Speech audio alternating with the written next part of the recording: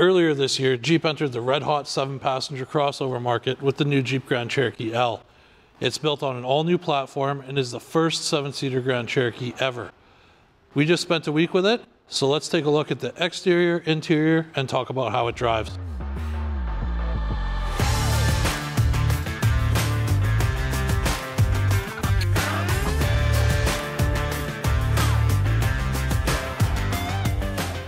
So starting at the front of this Grand Cherokee L Overland here, you do of course have the classic 7-slot Jeep grille.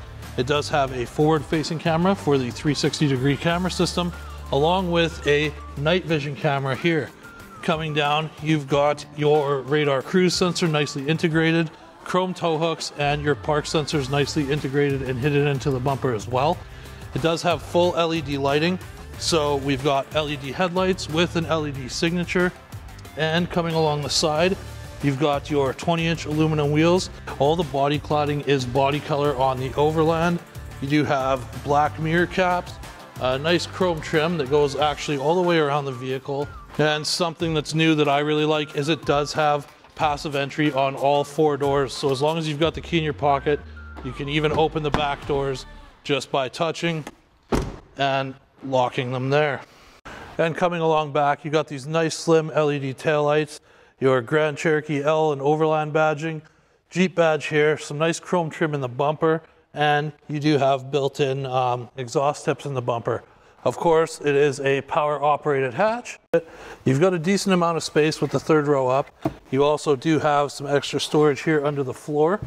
You can automatically lower the seats by hitting these buttons here for both the 3rd row and for the 2nd row as well. Well, that side's going down, the driver's side is not. And while you do have to manually fold the 2nd row up, the 3rd row will come up automatically just by pressing the buttons as well. But they have added a nice feature. If you're at the back of the vehicle and you want to lock it and your fob is still in your pocket, what you can do is just reach up here on the left side and actually lock and unlock the vehicle there as well.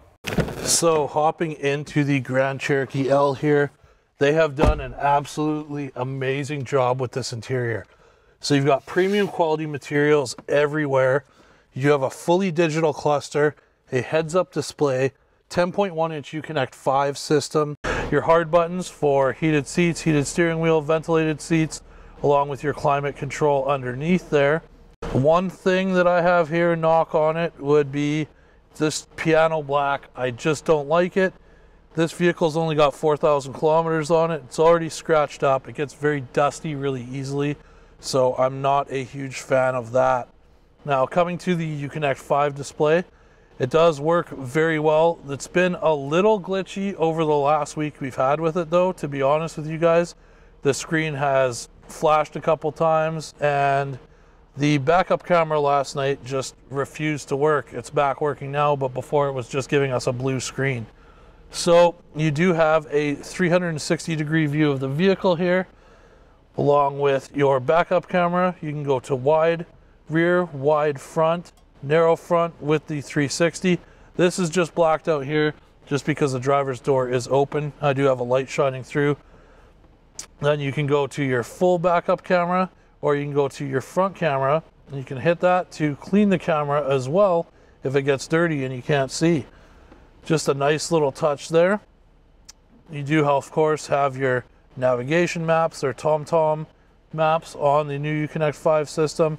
You can control your comfort controls through here or the hard buttons. You do have the massaging front seats as well, so you can turn those on through the screen or through the hard button on the doors there. It's just a really well thought out system. Now you can also go to the vehicle page. This one always takes a second to load. You can manually fold the 3rd row headrest from here if they're blocking your view, but you also do have a digital rear view mirror that you can switch between a video feed or your standard rear view mirror. You of course have your fam cam as well. So this will show you all of the rear seats and you can actually zoom in on them. So here's you guys here recording what's going on up front. You can go to the outboard seats or go to the third row as well. Then going into settings, there's a ton of features here with the vehicle, but we'll go down to lights and ambient color personalization. So this does have beautiful ambient lighting, and you can choose all the different colors here for both the top zone and bottom zone, or you can have them just synced up.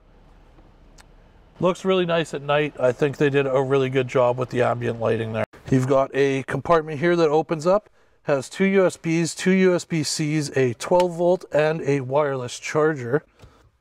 Down below that, you've got toggles for your drive modes, along with your air suspension, a very nice metal rotary dial that actually lights up at night, along with a button to put it into 4 low, and your hill descent control.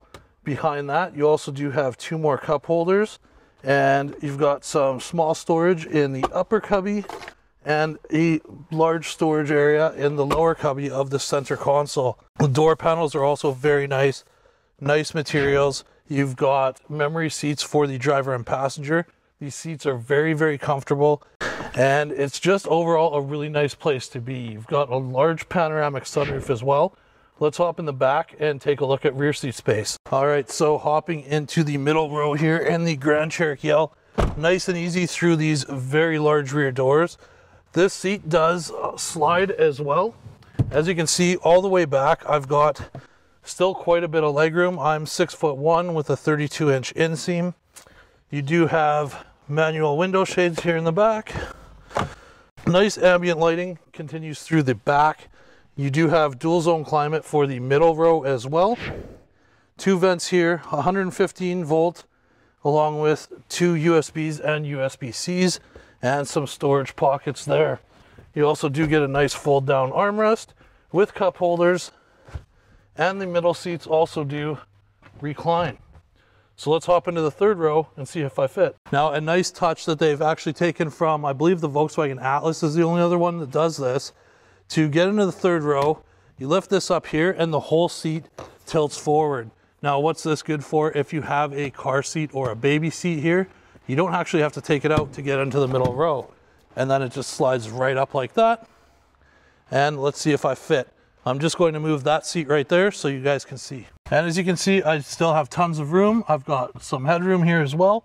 You've got vents for the third row passengers, along with USBs and cup holders. So it'll definitely do the trick as a family vehicle. All right, so out on the road here in the Jeep Grand Cherokee L, it has been absolutely stormy and rainy in BC pretty much the whole time I've had this, with the exception of one day. There's flooding, mudslides, all the above, and this Grand Cherokee L has handled the weather perfectly fine. As I mentioned before, it's on an all-new platform, and it drives very, very nicely. This is the 3.6 liter Pentastar V6, and the other day I had a chance to get it out for a quick little 0 to 60 run. Give it a little brake torque. 30.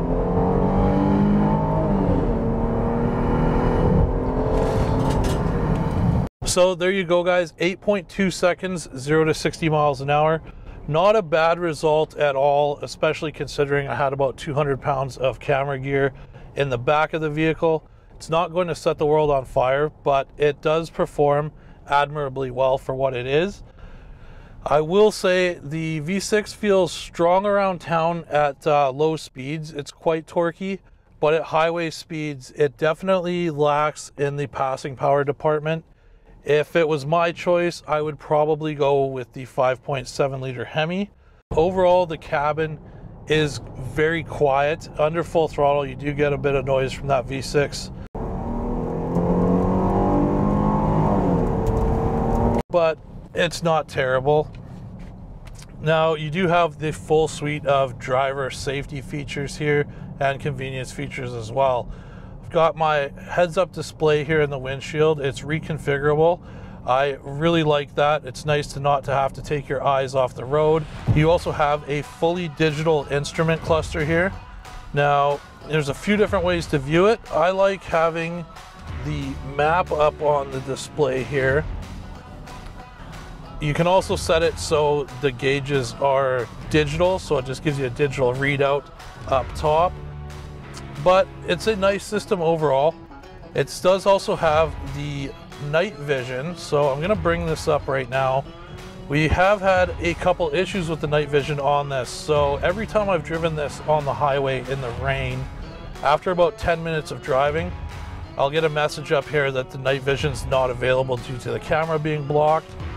And to be perfectly honest, here as you guys can see, it's honestly more of a heat signature than a night vision really at all. So you can actually see the rear differential and the exhaust tip on the truck in front of me lit up, but you don't really see a whole lot else. Honestly, it's more of a thermal imaging thing than night vision, in my opinion.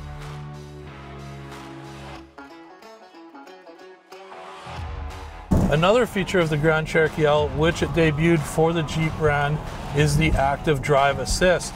So that uses your adaptive cruise control along with lane centering to create a semi-autonomous vehicle. You do have to keep your hands on the steering wheel, of course, but the vehicle will center itself in the lane and keep its distance from vehicles in front of you as well as stop. So overall, it's a nice feature. I've noticed it worked pretty flawlessly in my time with the vehicle. Overall, I'm very impressed with this vehicle. When it came out, there was a lot of people complaining about the design of it, and I'm gonna agree, it does look bland, but this isn't the replacement for the two-row Grand Cherokee. The two-row Grand Cherokee does look sportier and has now been shown, so we'll throw a picture of that up here now. So this isn't a replacement for the Grand Cherokee. This is an addition to the lineup, and the Grand Cherokee will soon be arriving in dealers on the new platform and new design as well. The vehicle drives great. It's super comfortable, and I think it definitely deserves a spot on your list if you're shopping for a 7-passenger crossover. But I hope that you guys enjoyed this video on the Grand Cherokee L. Let us know what you think in the comments down below. Leave a like, consider subscribing. It takes a ton of time and effort to make these videos. And if you guys dislike this video, you know what to do. Hit the dislike button twice. Take care, and we'll see you in the next video.